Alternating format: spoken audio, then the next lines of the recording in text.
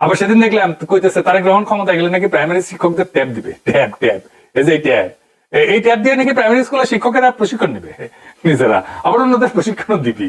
আমি এই কথা শুনে হাসুম না কান্দুম, এটা মাথায় আসে না। আমরা একটি নতুন বিষয় ইন্ট্রোডিউস করতে চাচ্ছি, সেটি হচ্ছে ওয়ান টিচার ওয়ান ট্যাব।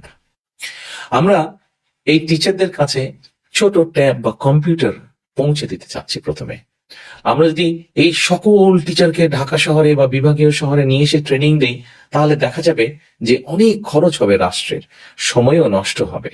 সেই জন্য আমরা এই ট্যাবটা পৌঁছে দিতে চাচ্ছি, আমরা শিক্ষকদের কাছে পৌঁছে দিব এবং তাদের কিভাবে এটি পরিচালনা করবেন, তারা কিভাবে এটি চালাবেন, তারা জেলায় জেলায় আমরা তাদেরকে সেটি শিখাবো।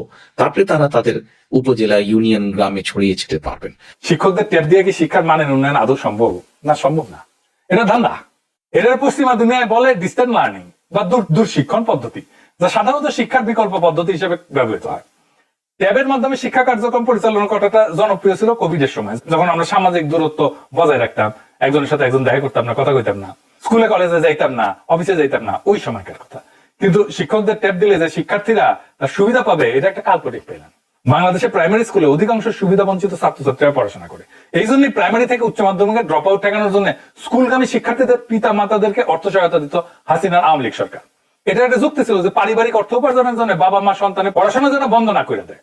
বিএনপি, আওয়ামী আর ভারতের সালসাকাইয়া আন্দাজে ডিল মারতে চার প্রমাণ হইলো এই ট্যাবের আইডিয়া দিয়া।